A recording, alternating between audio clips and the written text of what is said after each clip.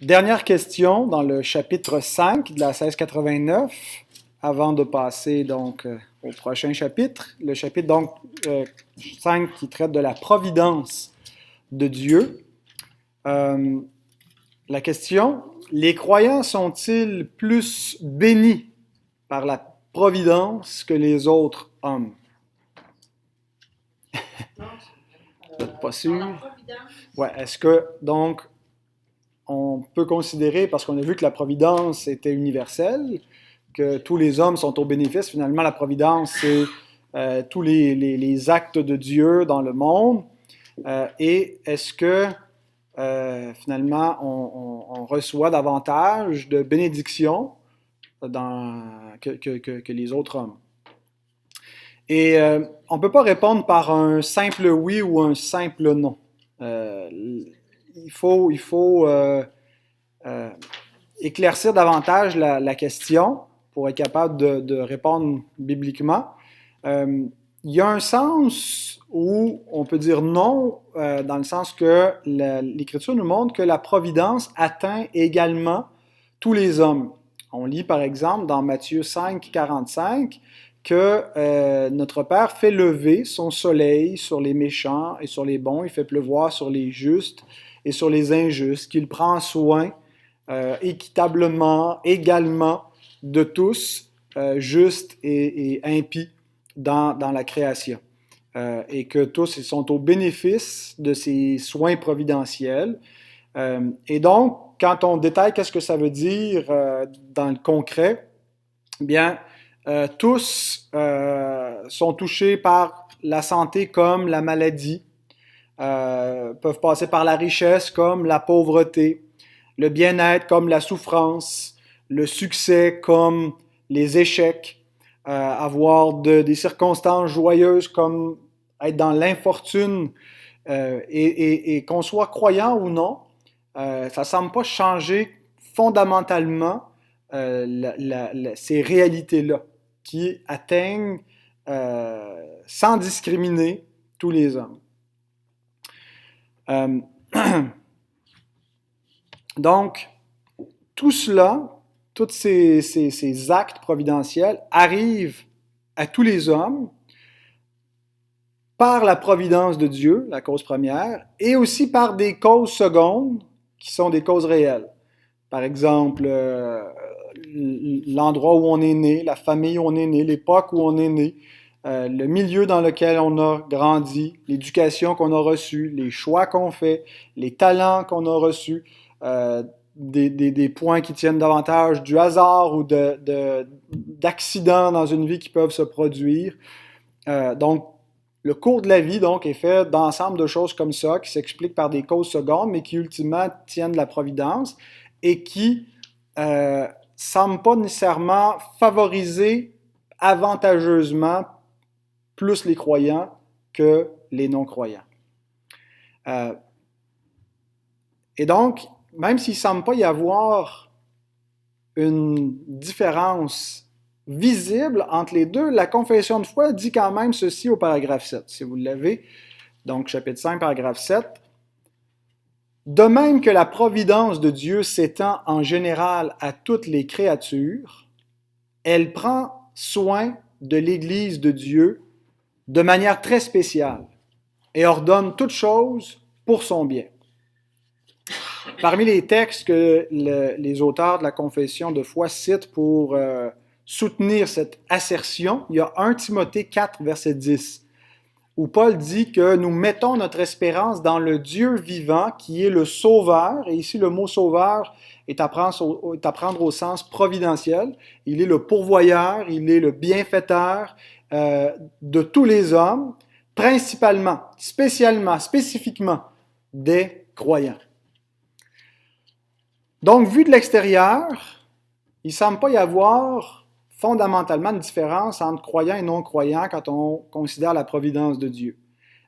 Ils occupent les mêmes places dans l'existence, on part aux mêmes souffrances, vivent les mêmes circonstances, mais il y a quand même une différence fondamentale que l'Écriture fait quand elle dit que Dieu est le bienfaiteur, le sauveur au sens de bienfaiteur de tous les hommes, mais d'une manière spéciale, d'une manière spécifique pour les croyants. Et donc, c'est là où maintenant qu'on a dit non à la question, qu'il n'y a pas, à première vue, une différence, il faut maintenant répondre oui. Il y a une différence. Et la différence dans la providence s'explique par le fait que la providence générale de Dieu est mise au service des héritiers du salut. Autrement dit, tout ce que Dieu contrôle dans sa providence, dans le cours normal de l'histoire, il le fait dans un but particulier qui est pour le bien de ses élus, de son Église. Même si on ne voit pas directement parfois comment les grands pans de l'histoire profitent à l'Église et concourent à la gloire de Dieu, eh bien, il en est ainsi.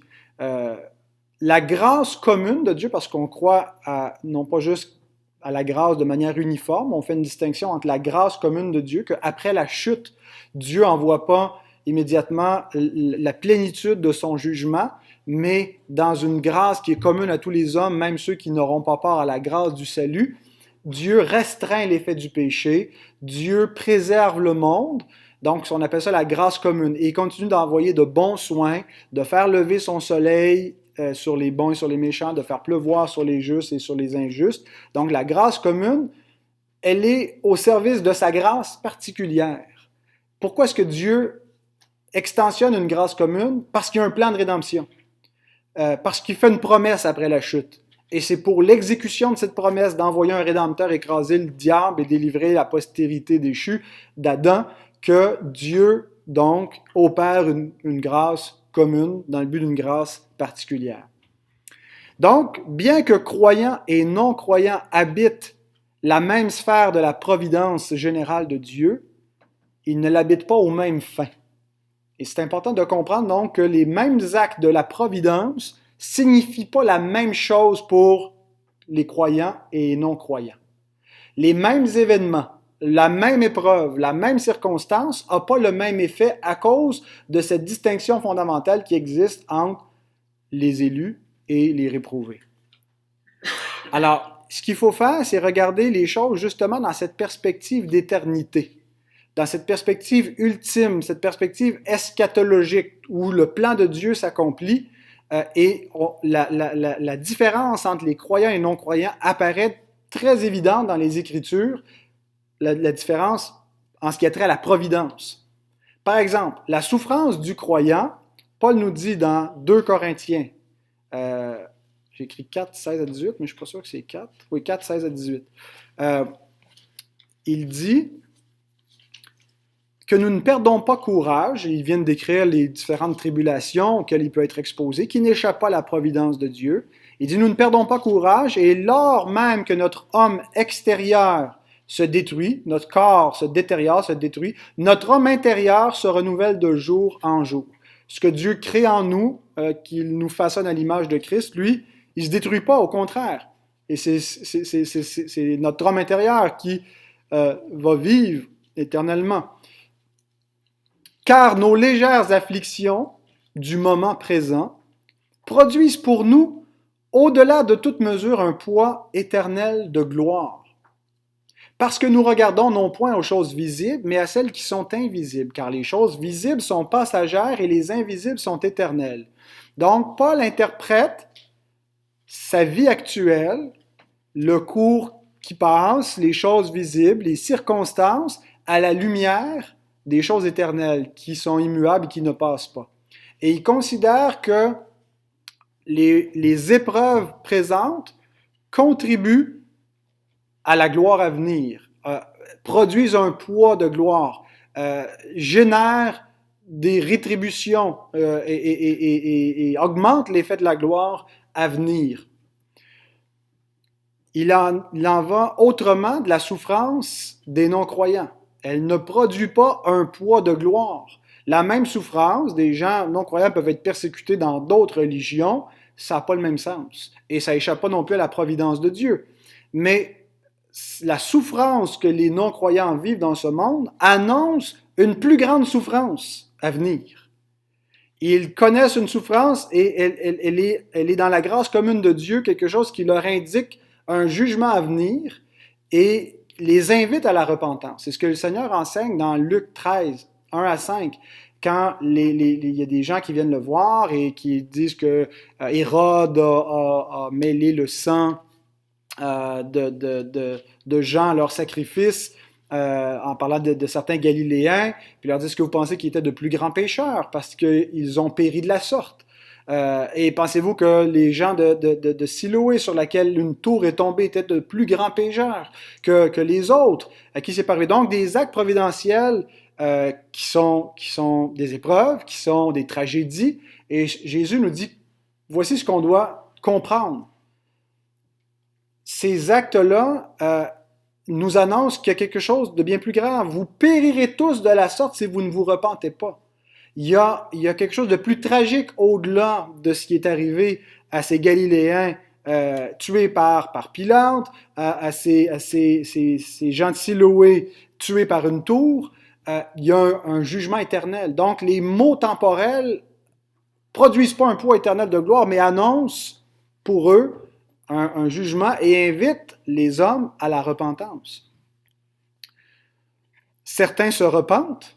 Dieu utilise la souffrance parfois, utilise des moyens, des épreuves pour amener des gens à la repentance et ces élus à la repentance. C'est parfois le moyen que Dieu utilise.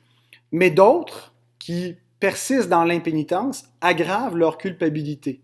Et Paul écrit dans Romains 2, versets 4 et 5, « Méprises-tu les richesses de sa bonté, de sa patience, de sa longanimité, ne reconnaissant pas que la bonté de Dieu te pousse à la repentance, mais par ton endurcissement et par ton cœur impénitent, tu t'amasses un trésor de colère pour le jour de la colère et de la manifestation du juste jugement de Dieu. » Donc, Dieu est patient, Dieu ralentit son jugement, permet des maux temporels sur les hommes et les invitant par ce fait même à la repentance, mais quand ils persistent dans l'impénitence, eh bien, ils s'amassent effectivement un trésor, mais pas de gloire, de colère.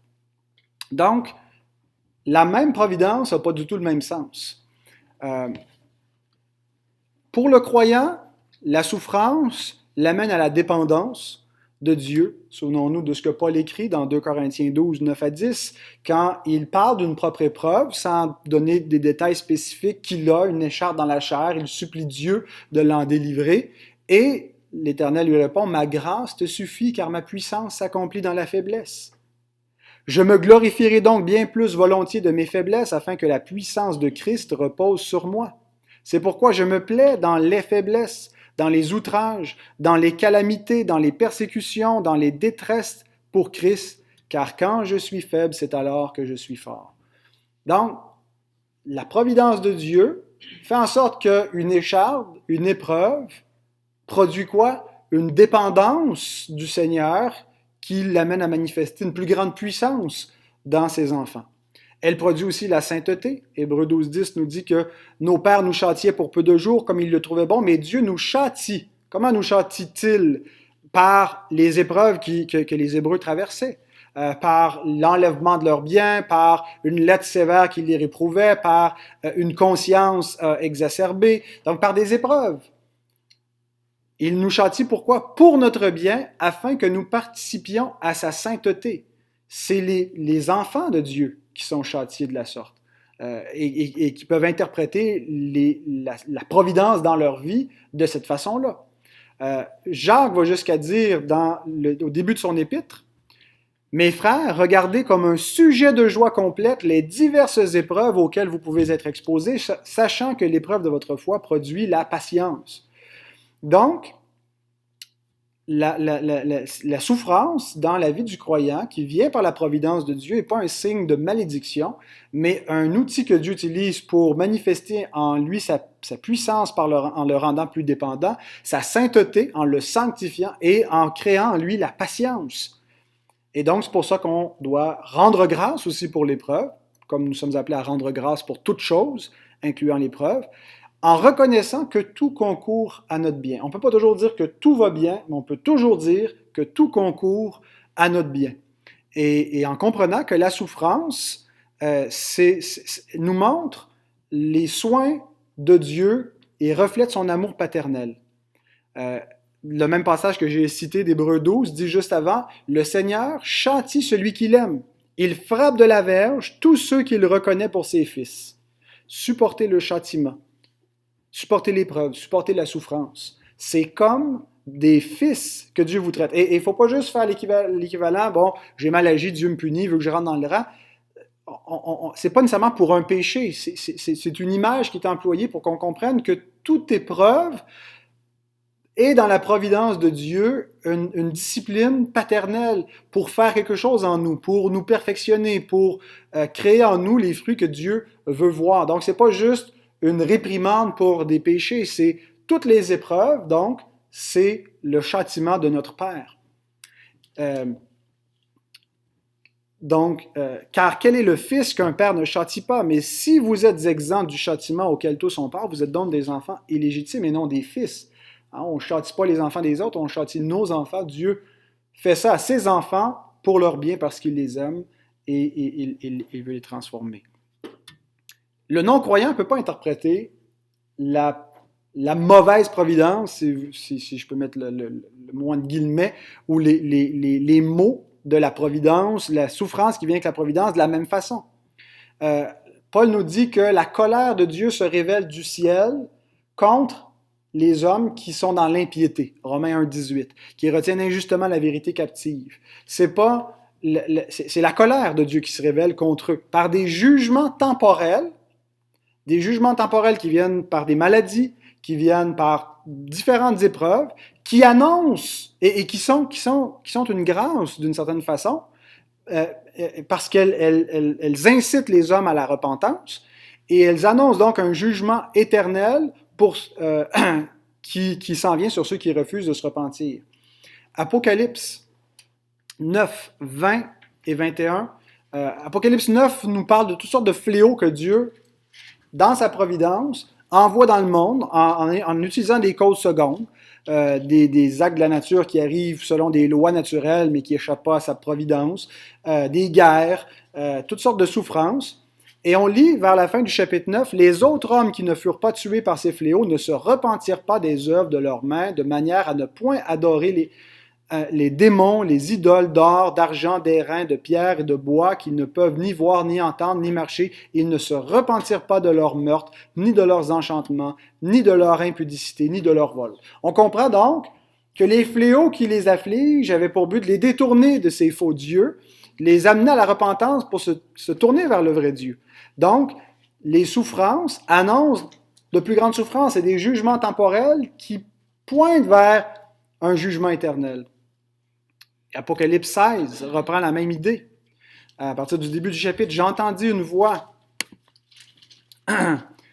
forte qui venait du temple et qui disait aux 7 anges, « Allez et versez sur la terre les 7 coupes de la colère de Dieu. Le premier alla, et il versa sa coupe sur la terre, et un ulcère malin et douloureux frappa les hommes qui avaient la marque de la bête et qui adoraient son image. Le second versa sa coupe dans la mer, et elle devint du sang, comme celui d'un mort, et tout être vivant mourut. » Ça rappelle les plaies d'Égypte. « Tout ce qui était dans la mer. Le troisième versa sa coupe dans les fleuves, dans les sources d'eau, et ils devinrent du sang. » Verset 5. « Et j'entendis l'ange des eaux qui disait, « Tu es juste, toi qui étais, tu es saint parce que tu as exercé ce jugement. Car ils ont versé le sang des saints et des prophètes et tu leur as donné du sang à boire, ils en sont dignes. » Et j'entendis l'autel qui disait, « Oui, Seigneur Dieu Tout-Puissant, tes jugements sont véritables et justes. » Donc des jugements qui viennent, qui sont déclarés justes, des jugements sur le monde. Le quatrième versa sa coupe sur le soleil, et il lui fut donné de brûler les hommes par le feu. Et les hommes furent brûlés par une grande chaleur, et ils blasphémèrent le nom de Dieu, qui a l'autorité sur ces fléaux. Ils ne se repentirent pas pour lui donner gloire. Le cinquième versa sa coupe sur le trône de la bête, et son royaume fut couvert de ténèbres, et les hommes se mordaient la langue de douleur. Et ils blasphémèrent le Dieu du ciel à cause de leur douleur et des ulcères, et ils ne se repentirent pas de leurs œuvres. Bon, on peut interpréter différemment l'Apocalypse. Je n'ai pas une lecture futuriste de tout cela. Je pense plutôt que ça reflète une réalité que la colère de Dieu se révèle du ciel contre l'impiété des hommes et par des actes providentiels qui visent à les amener à la repentance, mais qui les précipitent dans l'endurcissement à cause de la méchanceté de leur cœur. Et donc, la même providence qui fait souffrir les uns qui sont fils et les autres qui sont ennemis n'a pas du tout le même sens. Et de même, les bénédictions, il n'y a pas seulement que les souffrances, mais la providence de Dieu envoie sans discriminer des bénédictions sur les justes et sur les injustes. Et Dieu donne à ses enfants tout ce qu'ils ont pour qu'ils en jouissent, en toute bonne conscience, avec action de grâce, 1 Timothée 6, 17. Ce que Dieu nous donne, c'est pour qu'on en jouisse. Sa parole nous enseigne qu'on doit apprendre à demander à Dieu ce qui nous est nécessaire et à recevoir de sa main parce qu'il est un bon père qui se plaît à donner de bonnes choses à ses enfants, comme nous qui sommes mauvais, pourtant savons donner de bonnes choses à nos enfants.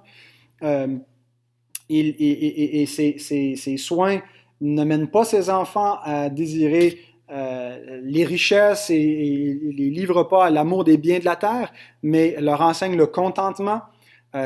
Donc, les bénédictions providentielles produisent de bonnes choses, mais si on regarde les mêmes bénédictions chez les non-croyants, l'Écriture nous dit que Dieu répand des bienfaits immérités. Actes 14, 16, 17. Ce Dieu, dans les âges passés, a laissé toutes les nations suivre leur propre voie, quoiqu'il n'ait cessé de rendre témoignage de ce qu'il est, en faisant du bien, en vous dispensant du ciel les pluies et les saisons fertiles, en vous donnant la nourriture avec abondance et en remplissant vos cœurs de joie. Et ces soins providentiels laissent les non-croyants sans excuse. Ils sont inexcusables, puisque ayant connu Dieu, ayant bénéficié de sa providence, Dieu s'étant révélé en dispensant du ciel ces saisons fertiles, en remplissant leur cœur de joie, ils ne l'ont point glorifié comme Dieu et ne lui ont point rendu grâce. Ça ne les a pas menés à adorer le vrai Dieu, mais à se faire des faux dieux, des idoles. Et donc, la même bénédiction n'a pas le même effet. La bénédiction de la prospérité matérielle qui est tant recherchée par tout le monde, c'est naturel chez les hommes, c'est ce qu'ils cherchent. La poursuite du bonheur, la poursuite de leur intérêt, de leur fortune, devient une malédiction pour ceux qui sont en dehors de l'alliance de grâce. Souvenez-vous du psaume 73. Quelques versets tirés de ce psaume, c'est Asaph qui écrit, il dit « Je portais envie aux insensés, en voyant le bonheur des méchants. Rien ne les tourmente jusqu'à leur mort, et leur corps est chargé d'embonpoint. Ils n'ont aucune part aux souffrances humaines, ils ne sont point frappés comme le reste des hommes. » Verset 12. « Ainsi sont les méchants, toujours heureux, ils accroissent leur richesse. C'est donc en vain que j'ai purifié mon cœur et que j'ai lavé mes mains dans l'innocence. » Et donc, il discourt comme ça, il est découragé de voir que il y a des fléaux qui atteignent le juste, il semble à ses yeux qu'il y en a moins qui atteignent les impies. Et au verset 16, il y a un point tournant. Quand j'ai réfléchi là-dessus, pour m'éclairer, la difficulté fut grande à mes yeux, jusqu'à ce que j'eusse pénétré dans les sanctuaires de Dieu et que j'eusse pris garde au sort final des méchants. Oui, tu les places sur des voies glissantes, tu les fais tomber et les mets en ruine. Et quoi? En un instant, les voilà détruits, ils sont enlevés, anéantis par une fin soudaine. Asaph a d'abord une fausse perspective de la providence de Dieu, comme beaucoup d'êtres humains ont une fausse perspective, comme les amis de Job ont une fausse perspective. On devrait juste avoir ce qu'on mérite, puis comprend pas bien ce qui se passe, comprend pas pourquoi est-ce que le juste souffre, pourquoi est-ce que les injustes souffrent pas plus qu'ils souffrent, et même ont une vie facile. Et sa perspective change quand il entre dans la maison de Dieu, dans le temple, il commence à réfléchir bibliquement et à considérer les choses dans une perspective d'éternité, dans une perspective eschatologique. Ultimement, où ça mène tout ça? Et donc, il interprète différemment la providence à partir de ce moment-là. Et c'est ainsi que les chrétiens devraient regarder la vie présente. Et en le faisant, nous verrons que la même providence, qui semble ne pas discriminer peut être la même pour les deux, finalement, produit deux choses bien différentes. Pour ceux qui ont la vie éternelle et pour ceux qui sont sous la colère de Dieu, c'est la différence fondamentale qui classe toute la race humaine Ceux qui ont le Fils ont la vie. Ceux qui ne croient pas au Fils de Dieu, la colère de Dieu demeure sur eux. Malgré la providence qui peut amener des bienfaits, il y a comme un nuage noir au-dessus de leur tête. Et donc, dans ce sens-là, on doit répondre que les croyants seuls sont toujours bénis par la providence de Dieu, peu importe les circonstances. Leur souffrance, l'instabilité du monde, il y a une façon où, dans la puissance de Dieu, dans sa sagesse, tout en respectant les causes secondes et la responsabilité morale de l'homme, fait concourir tout ça pour le bien de ses enfants, et c'est uniquement vrai pour les croyants. Heureux qui comprend cette vérité.